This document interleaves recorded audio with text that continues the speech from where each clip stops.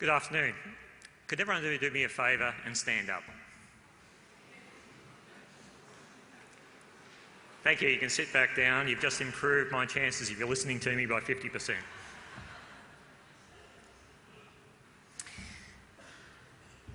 First of all, I'd like to commend the committee for being brave enough in showing leadership to call a conference that actually is formed to ask the right questions, to get to the path of getting the right answers, not trying to get to the end first. The perspective I'd like to bring today is the role the finance sector takes in partnering of the creation of place, because as we can see,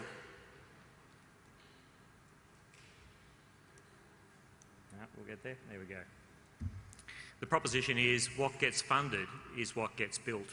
Unfortunately, it's not the other way around, where you design it well and start building and the funding will come, because the challenge is what could have been but for lack of funding, what cohesive precincts and communities could have been formed but for better structuring, for better education, for better partnership with the finance sector.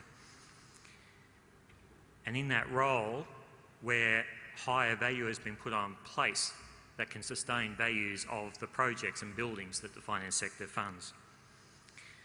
An imperative arising from this is the need to partner with the finance industry, to inform them, educate them, solve common risks together, so that we share the de-risking process and the enhancing of building place together. Because unfortunately at the moment, the current communication quality between the developers and the planners coming through to the financiers is often quite restricted in the information that flows, particularly in terms of place. This is because the banks are often perceived as security lenders and all they need to know is just what's in the building. But that behaviour forces exclusivity and it ignores the interaction, the interplay with the precinct, the community, that needs to be there to drive cash flows, tenant demand, sustainability of value for those buildings.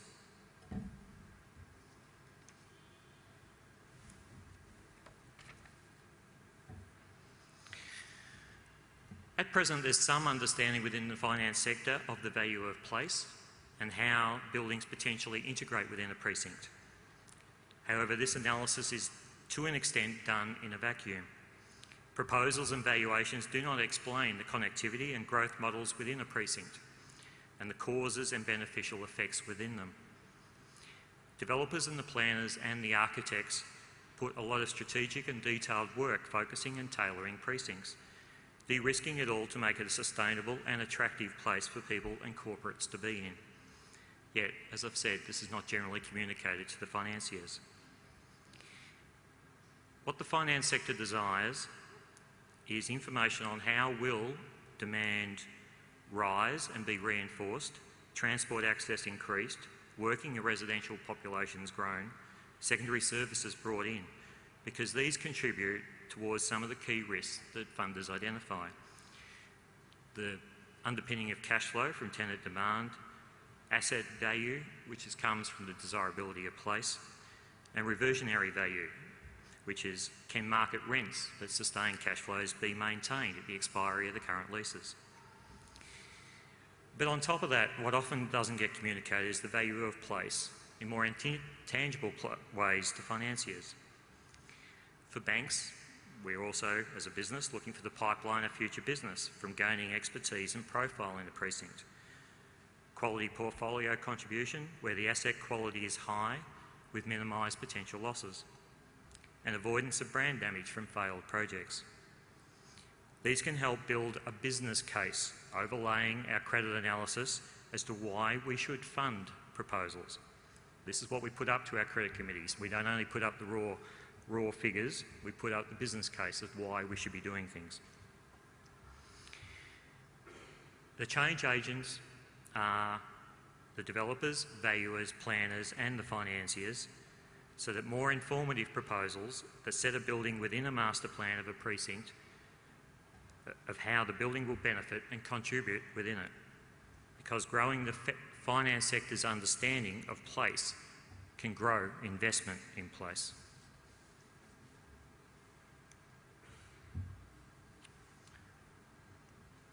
An example of a failed place and why the finance sector sometimes does this.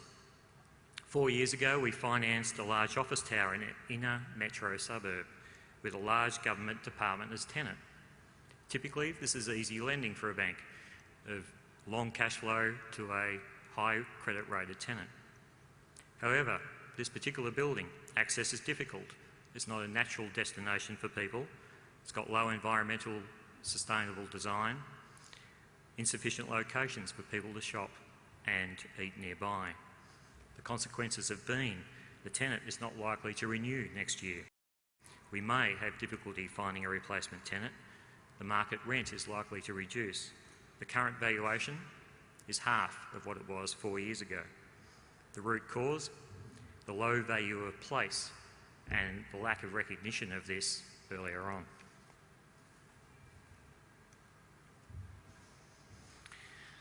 As a more positive current example of place, we are presently financing a large office tower in the central Dandenong rejuvenation strategy. The engagement process was critical in this from early on, where we met with the developer and with Vic Urban as the master planner to understand what was happening in that precinct. What we took away was the state government policy of rejuvenating Dandenong, that 7 hectares have been acquired and will be rebuilt on a master plan basis.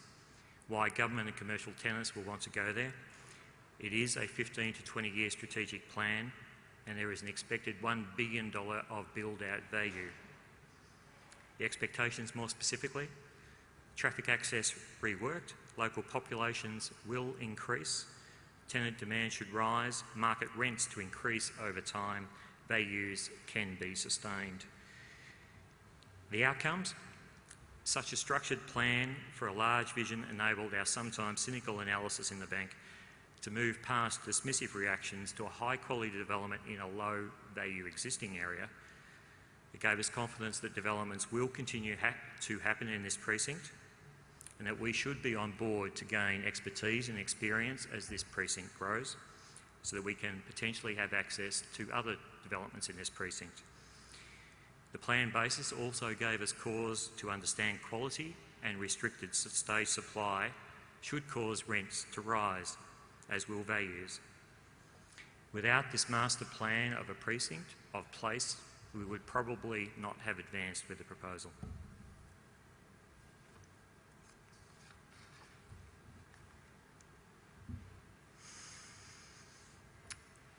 There's a need to try and get on the path of monetising or putting a value on place. The valuation industry has got maybe a challenge in that regard as the communication process through to the financiers, because as people eat, sleep and play in a precinct, how does this impact values? As the community of workers, residents and visitors grow, it creates ongoing primary and secondary demand on an increasing manner. From the outset, where master developers are involved, they can systematically model the growth of the precinct over the planned horizon, including the numbers of people. Also showing the evolution of infrastructure development, transport, leisure, childcare, access to schooling, etc. that supports such growth. Such models can give banks increased confidence the precinct will mature and values maintained or increased. This demographic model can be explained within valuations as commentary on the precinct and the effects upon the building in question. But that's an open question for the valuers.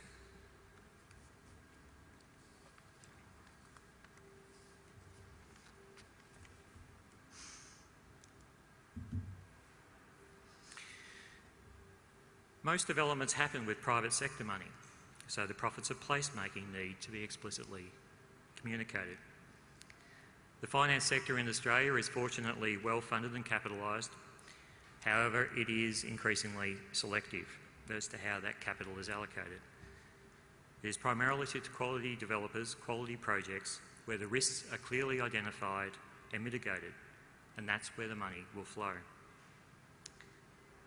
So again, the need for the developers particularly to communicate how the key risks have been shored up. Now, some of the approaches, the way we think, I'll just translate that into what that looks like. Important issue for us is cash flow risk, and so we're talking about tenant renewal or replacement. So how does the strategy of place fit into this?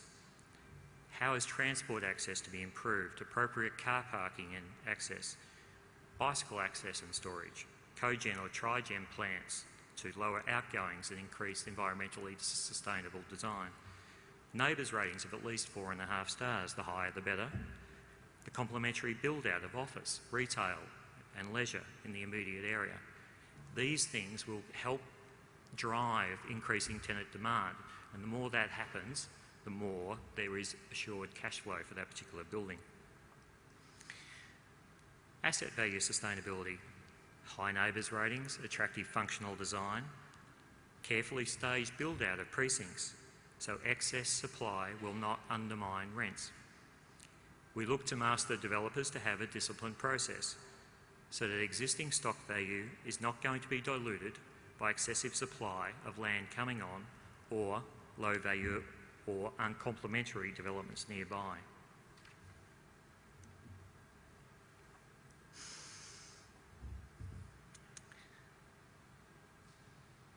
Private sector tends to implement exclusive rather than inclusive placemaking models.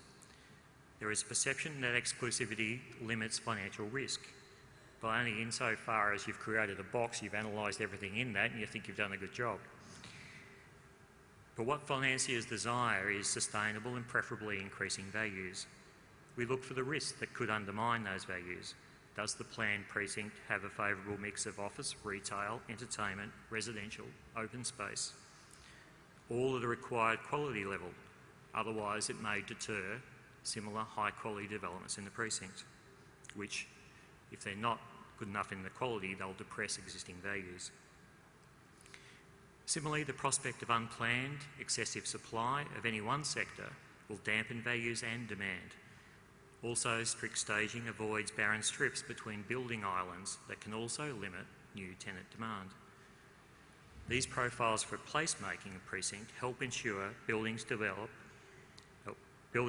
the quality of development needed to underpin values.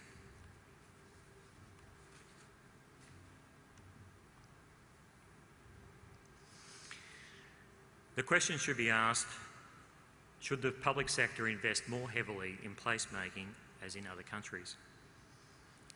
Although there are some good examples of the private sector developing communities in an attractive and well-designed basis, there are disincentives for the private sector to create more complex mixed-use precincts, especially when there are significant components of community access facilities, open space, massive infrastructure requirements, as these can all have low economic returns. Many developers are also capital constrained and may slow down or even mothball some projects whilst they finish other projects. They can bias towards completing the initial stages that are higher return but low value in terms of placemaking. So what the public sector can bring is leadership, partnering with the private sector by matter of will and clear strategy to implement placemaking. So as a matter of public policy at state or local levels, with clear goals, master planning and mechanisms to marshal the different levels of government to make it happen, then partnering with the private sector. What it does, it brings an element of contagious confidence with substance. When this happens, it brings confidence a planned stage precinct will happen. With broader communication on the value of place, not only the private sector will then want to come on board, but also the funders. Thank you.